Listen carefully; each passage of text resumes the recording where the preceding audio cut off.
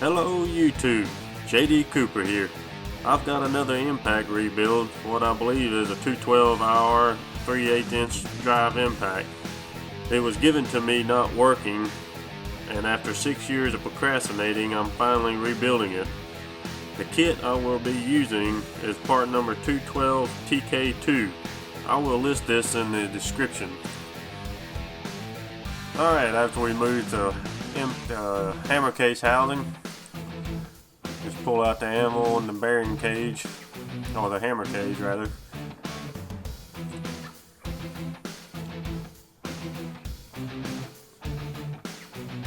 Pull out the pins and the hammer and the anvil. Set that aside. We're going to pull out the end plate, which contains the front bearing, rotor bearing.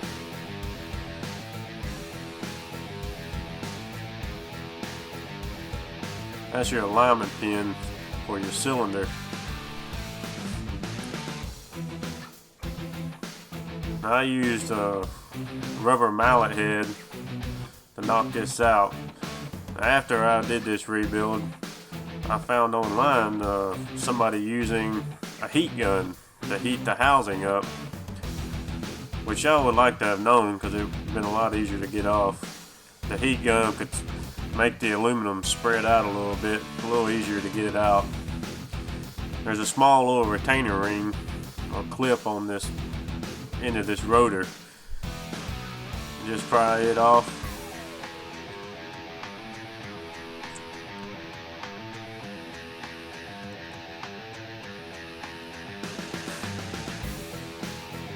It's like a little C-clip. Then you just pull your bearing off and remove the end plate.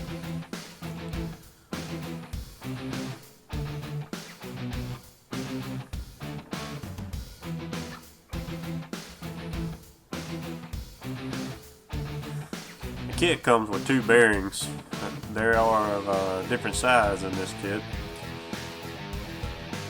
It has grease in those new bearings. I don't know whether the 105 Ingersoll-Rand grease is compatible with what's in those new bearings, but I decided to go ahead and add a little more in there. Comes with a new C-clip.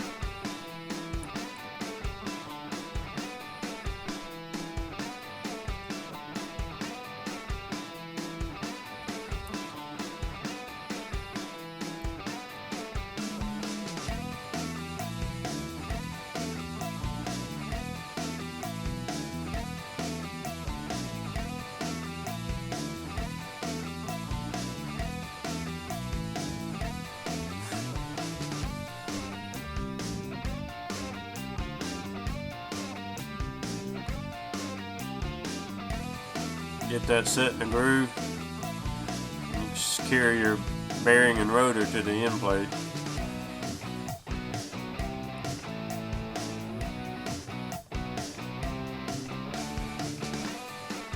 Just making sure that it's seated in the groove.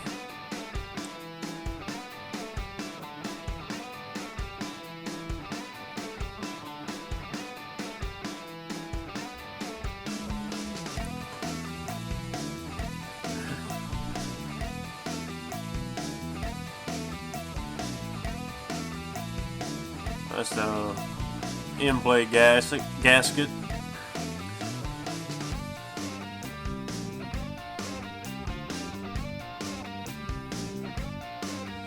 I'm gonna back up just a little bit. I didn't tell you on the disassembly of this gun, I ran out of memory card on my camera without realizing it. So at this point you can see the trigger is not in and the reverse valve in the back of the gun is not in. You can see how those will come out on the reassembly. We're using the cylinder here to get this knocked down in there. Again, a heat gun probably will make that aluminum spread out just enough to let that slide in a little easier. I'm going to use this end plate here to get it seated all the way in.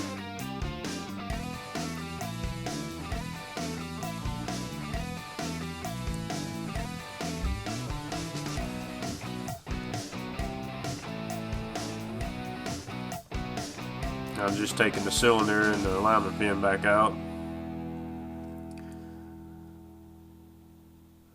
and give it a good cleaning. I'm just using extra fine Scotch-Brite pad. You can find them at your local auto parts store. I think I got these from Napa. They work really good at cleaning down in the fine grooves and little parts like this.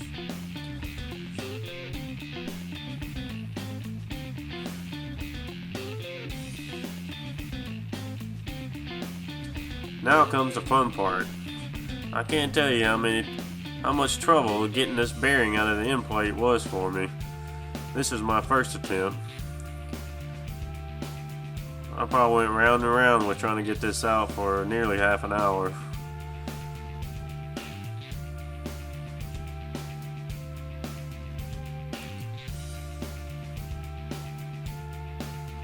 It's definitely got a tight interference fit.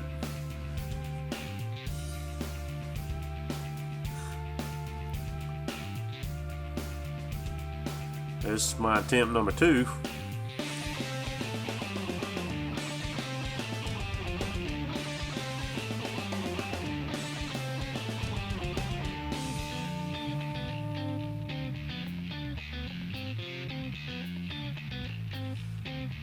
I'm working on a card table, so try to give me a little more solid surface if this works.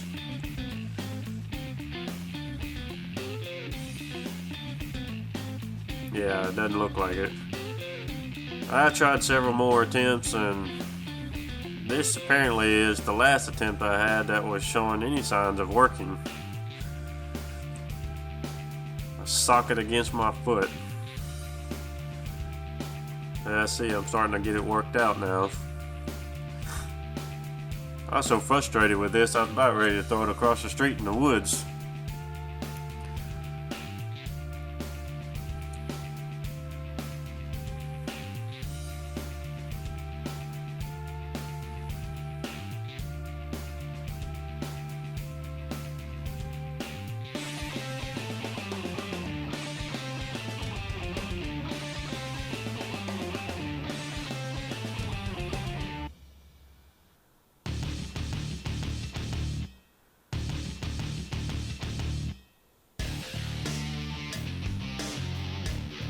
Hallelujah, the blasted thing came out. Get it cleaned up. I got the new ones already started in, and I'm going to use this spacer washer that goes behind the hammer cage to tap it down into place. And of course I forgot to add a little bit of grease on the back side of that bearing.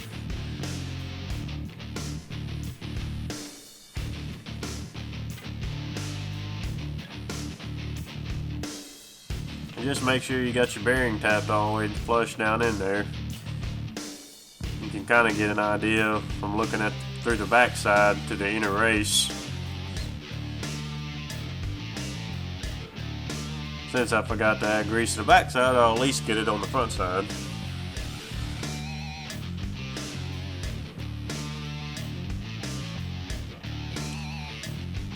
Okay, we're ready to put in the new vanes.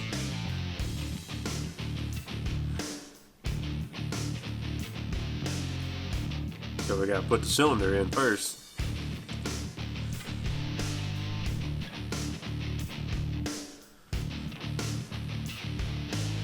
There's the alignment pin. Stick that in first. It kind of help that cylinder line up as you press it on in.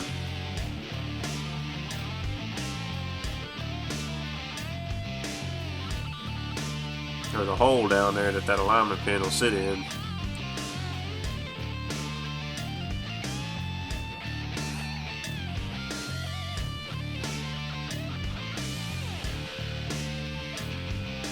Now we just oil up the vanes. Put a little oil down in the rotor.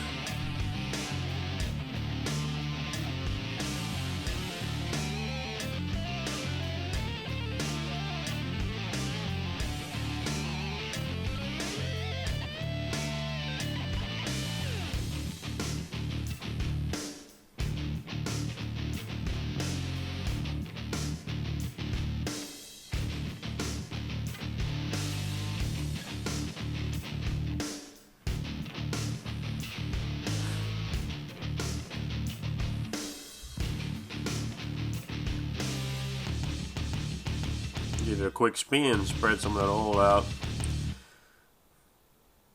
Now, alignment pin's sticking up just a little bit off of that cylinder, is lining that hole on this front end plate here. Now, the inner race of that bearing was giving me a little trouble going on to the end of the rotor there. So I had to coerce it a little bit.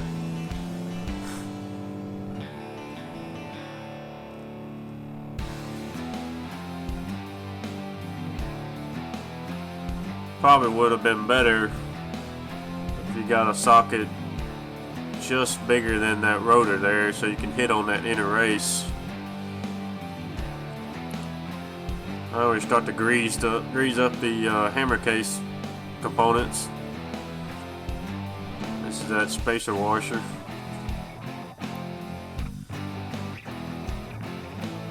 The hammer cage will ride on this.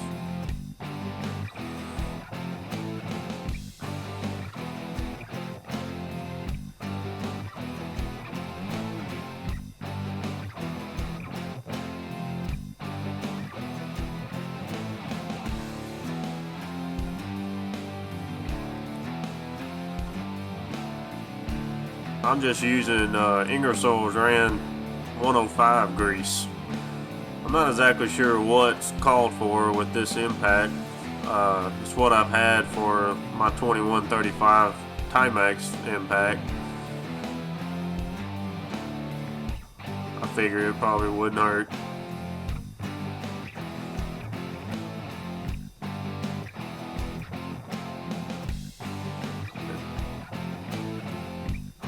Do some research on the grease, and I want to say I saw somewhere where they talked about the grease thickness or thinness versus how many hammers you have or how they're set up. But if you want to get technical about it, I guess you can research that. That hammer is just a single hammer on this, and you just slide it in and just line up the detents on the side of the hammers there with the pins.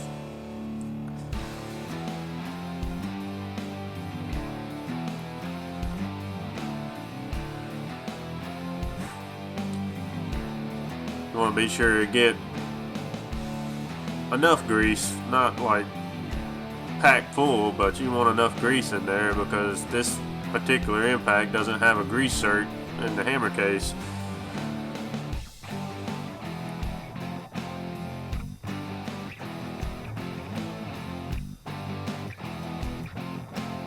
So if you use this impact every day, I would probably take the case off once every 6 months to a year to clean up the hammers, cage, pins, and the case and re-grease it. Be sure you get grease on that shaft of the anvil there, because that's going to slide through the bushing on the housing. Put a little grease in the housing too and on that bushing.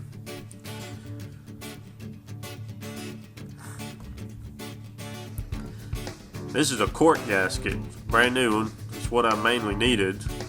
Put a little grease or oil on both sides of that, and it could quite possibly help you when you take it back off. It won't stick to the housing or tear. It may help it come off the housing a little better.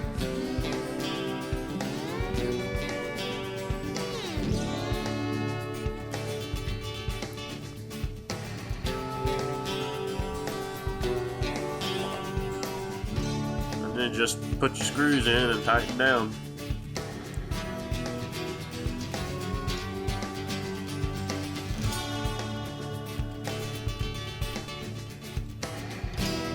This is throttle assembly.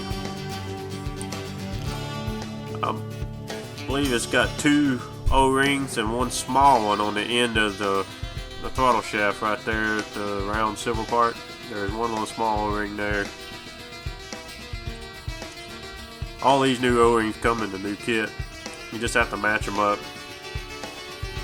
And this throttle trigger assembly rather is held in place with a roll pin. Be sure your trigger assembly is vertical to the gun. and this is the roll pin.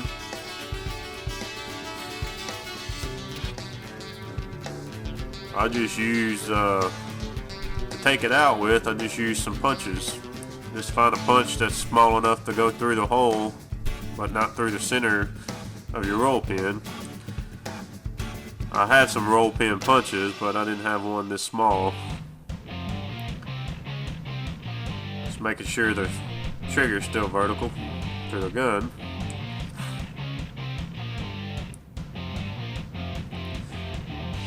I'm going to use my punch to drive it the rest of the way in.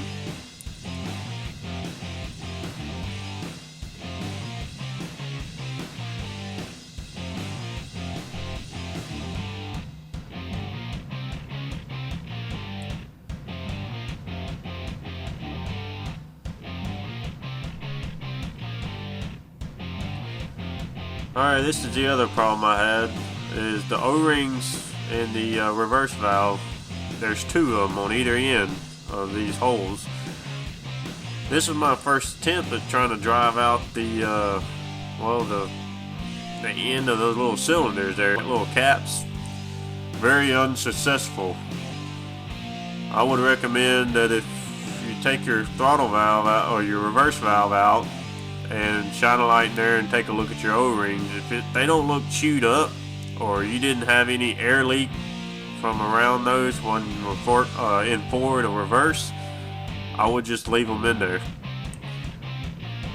I had a very hard time trying to extract the O-rings, and actually damaged a little bit of the aluminum in there and had to fix that with a file, which I couldn't get perfect.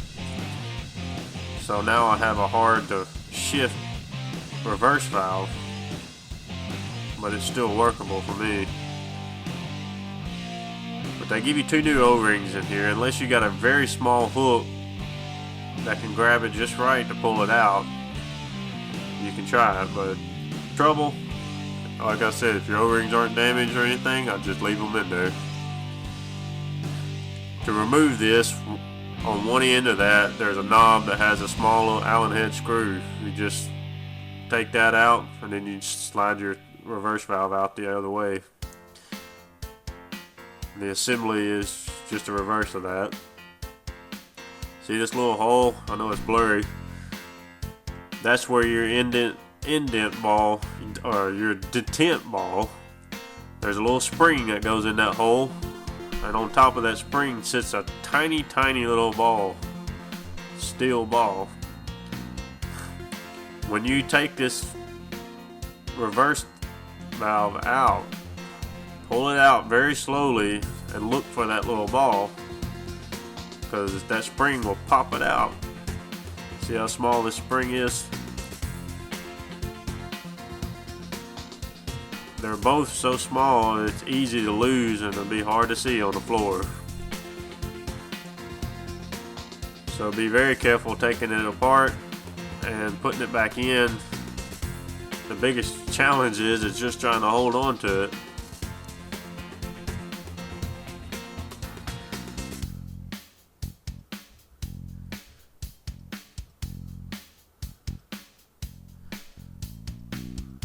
Yep, there it goes. Oh, got lucky. If you do lose it, hopefully you still have your old one. You can just put the old one back in, unless it's just ruined. Started to use my finger, but I thought better if I just use a screwdriver to press and hold it down while I tap the reverse valve in place.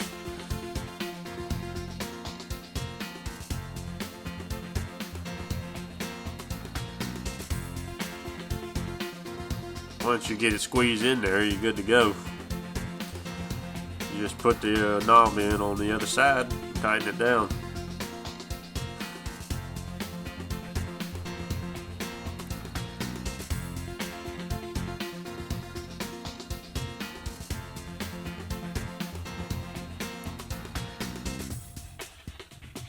It's got a little notch on the valve, and there's a raised portion on the knob. You just set them in there.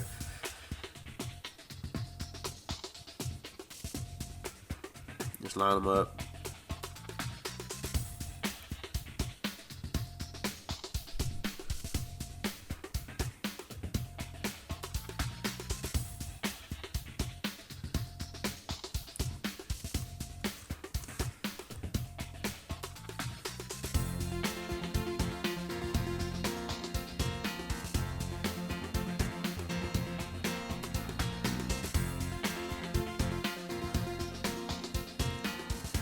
kit also comes with a deflector screen on the end of the exhaust and 2 new snap rings, or snap rings.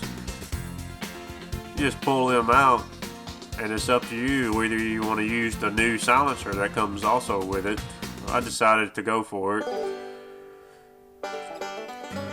I really like the way it reduces the sound a lot, but it didn't seem like it reduces power that much. I just shoved it in there, put 2 new snap rings and the deflector in place.